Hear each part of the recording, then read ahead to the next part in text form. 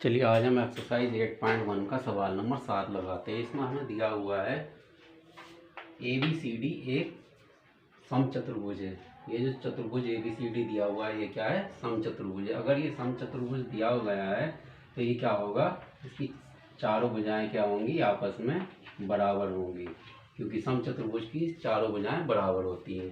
तो हमें सिद्ध करना है, दर्शाइए कि विकर्ण AC, विकर्ण इसका AC है, कोणों A और C दोनों को समद्विभाजित करता है, यानी कि ये दोनों इसके भाग बराबर होंगे और ये भी इसके बराबर होगा। कोणों A तथा C दोनों को समद्विभाजित करता है, यानी कि दो बराबर भागों में बांटता है, तथा विकर्ण BD, इसका दूसरा विकर्ण है विकर्ण BD, कोणों B तथा D दोनों को समद्विभाजित करता है। तो ये भी क्या करता है, ये भी दोनों कोणों B और D को बराबर बराबर भागों में बांट देता है।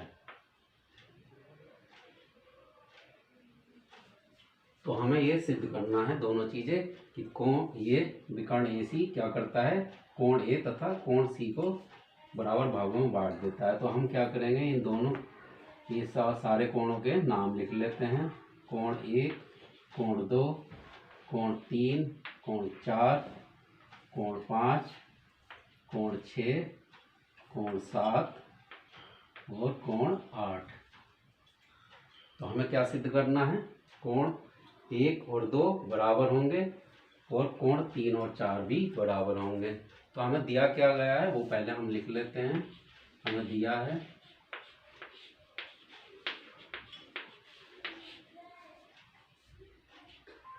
ABCD क्या है, एक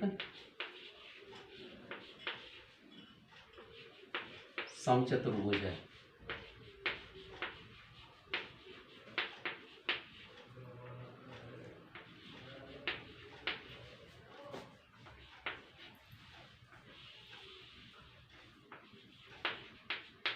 अगर ये समचतुर्भुज है तो क्या होगा, AB भुजा बराबर होगी BC भुजा के और BC भुजा बराबर होगी DC भुजा के, DC भुजा बराबर होगी AD भुजा के। ये क्या है, यह हमें दिया हुआ है। और इसका विकर्ण क्या है, विकर्ण दिए गए हैं हमें, विकर्ण है, पहला विकर्ण है AC और दूसरा विकर्ण है BD। और हमें सिद्ध क्या करना है तो वो भी हम लिख लेते हैं।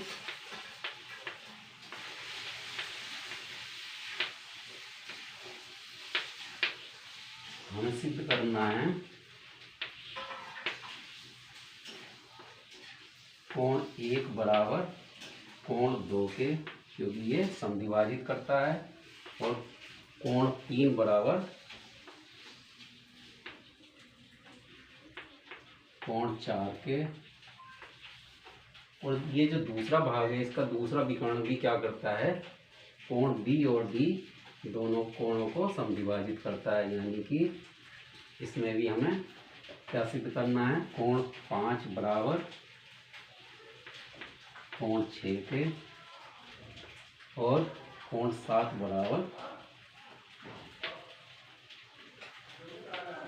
कोण 8 के। ये हमें सिद्ध करना है। तो देखिए सबसे पहले हम क्या करेंगे, कोण 1, कोण 2 और कोण 3 और कोण 4 को हम बराबर सिद्ध करते हैं।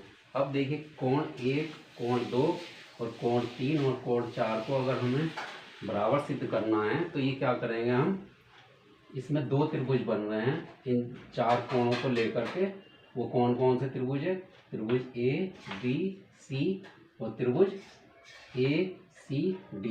तो हम क्या करेंगे, इन दोनों त्रिभुजों को सर्वांगसम सिद्ध कर लेंगे, और सर्वांगसम सिद्ध हो जाएगा तो क्या होगा, इसके संगत भाग भी आपस में बराबर मिल जाएंगे हमें। तो हम आसानी से ये चीज़ हम सिद्ध कर सकते हैं। तो यहाँ पर हम क्या लिखेंगे, त्रिभुज ABCD त्रिभुज ए बी सी तथा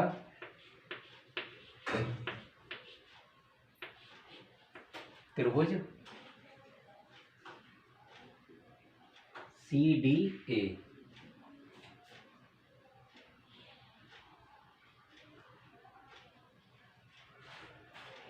सी डी ए में हम ऐसी तीन चीजें ढूंढेंगे जो कि आपस में बराबर मिल जाएं। उससे क्या होगा, ये त्रिभुज दोनों क्या होंगे, सर्वांग सिद्ध हो जाएगा। तो सबसे पहली चीज हमें क्या मिलती है, ये जो भुजा है, भुजा ए बी किसके बराबर होगी, इस दूसरे त्रिभुज की भुजा ए डी के बराबर। भुजा ए बी बराबर होगी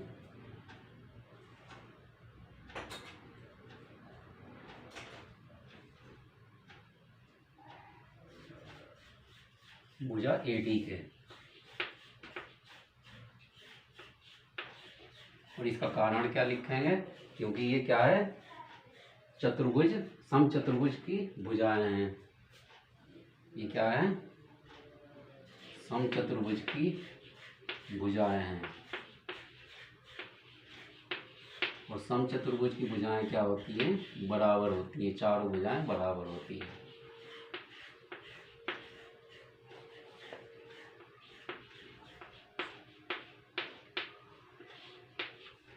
अब दूसरी चीज हम देखते हैं, ये भुजा तो हो गई इस भुजा के बराबर, और ये भुजा किसके बराबर होगी, इस भुजा के बराबर, क्योंकि ये भी समचतुर्भुज की भुजा है, और ये भी समचतुर्भुज की भुजा, और ये भी समचतुर्भुज की भुजा है, और ये भी। लेकिन ये भुजा ए बी इस दूसरे त्रिभुज में आती है, त्रिभुज ए बी सी में, और ये जो भुजा है, भुजा ए डी किस में आती है, इस दूसरे त्रिभुज में।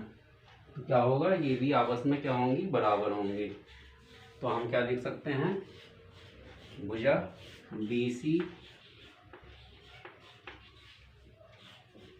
बराबर होगी ऊपर की भुजा डी सी के। और इसका कारण भी क्या होगा, ये समचतुर्भुज की भुजाएं हैं। अब तीसरी चीज बचती है। तीसरी चीज हमें कैसे मिल जाएगी, ये जो विकर्ण ए सी है, ये दोनों त्रिभुजों को बनाने के लिए हमें चाहिए ही चाहिए। अगर ये त्रिभुज ए बी सी बनाएंगे तब भी विकर्ण ए सी हमें चाहिए, और त्रिभुज ए सी डी ए बनाएंगे तब भी हमें कौन सी भुजा चाहिए, विकर्ण ए सी चाहिए ही चाहिए। तो ये क्या होगा, ए सी बराबर होगा ए सी के। और इसका कारण क्या लिखेंगे, ये क्या है, उभयनिष्ठ भुजा है।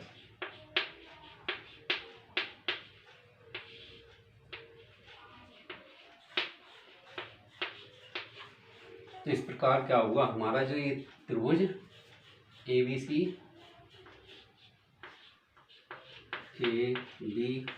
तथा त्रिभुज सी डी ए है, ये क्या हुआ, हमारा सर्वांग सिद्ध हो जाता है। सी डी ए क्या हुआ, सर्वांग है। और इसमें कौन सा नियम लगा, भुजा भुजा भुजा, यानी कि एस एस एस, सर्वांग समता का नियम।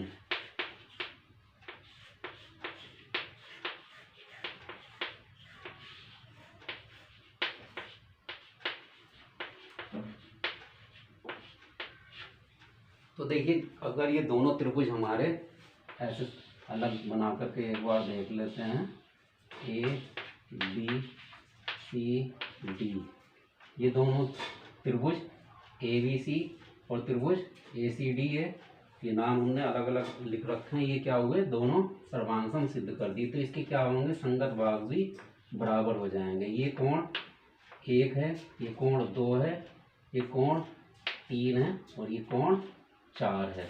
तो ये क्या होंगे, आपस में बराबर होंगे। तो हम क्या लिख सकते हैं, कोण 1 बराबर होगा कोण 2 के, और कोण 3 बराबर होगा कोण 4 के। और इसका कारण हम क्या लिखेंगे, सी पी सी टी से, सी पी सी टी से। तो देखिए हम क्या कह सकते हैं कि कोण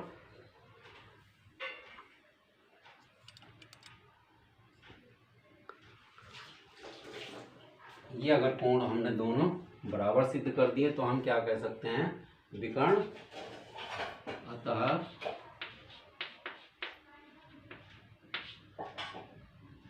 विकर्ण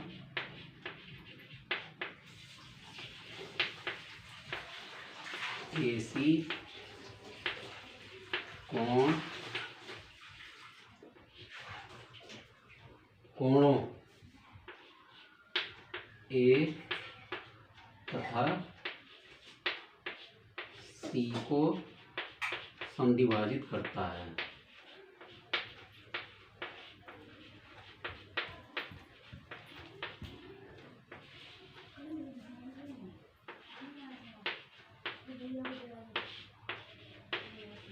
इससे ये क्या सिद्ध होता है, विकर्ण AC क्या करता है, कोण A तथा C को समद्विभाजित करता है, यानी कि दो बराबर भागों में बांटता है।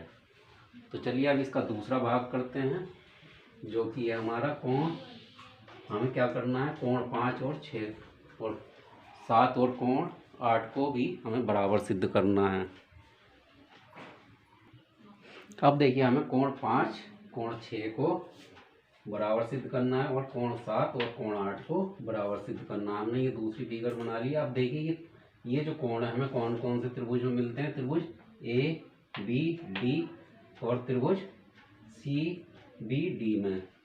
तो अब हम बात करेंगे त्रिभुज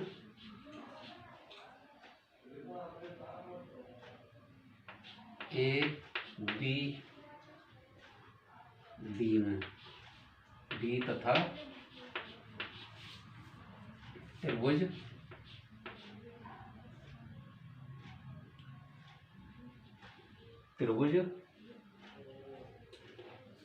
ABD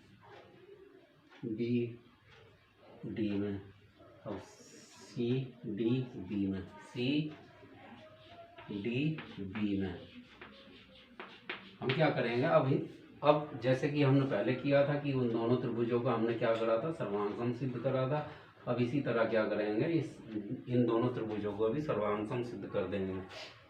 तो देखिए हमें क्या मिलता है, सबसे पहले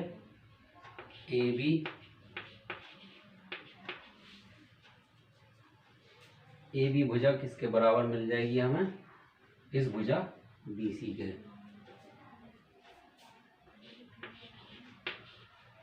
और इसका कारण क्या होगा कि क्या है, समचतुर्भुज की भुजा है जो कि आपस में बराबर होती है, सारी भुजाएं।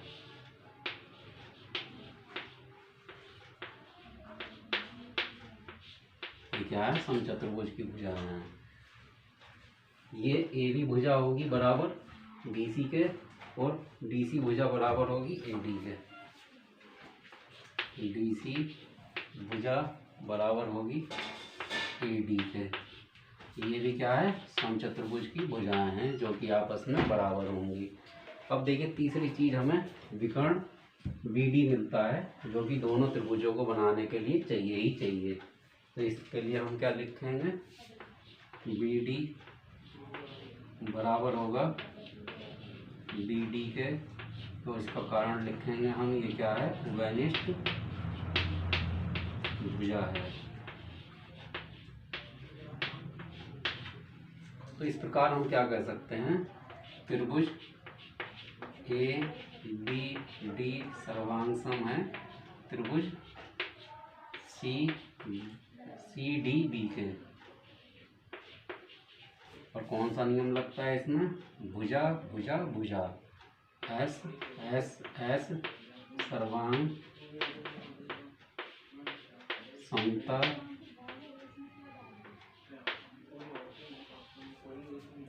का नियम।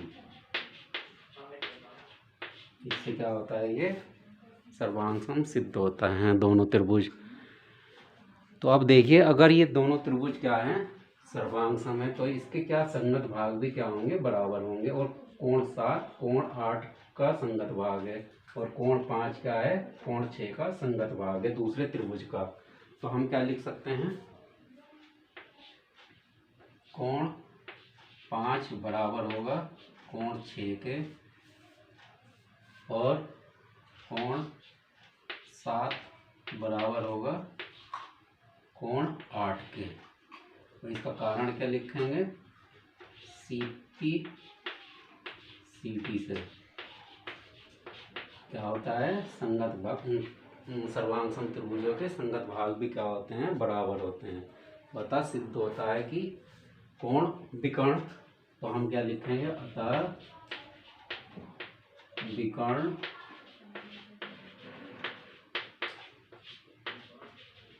BD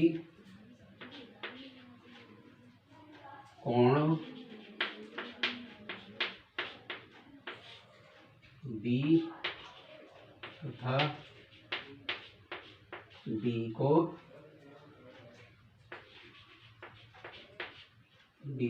D को समद्विभाजित करता है।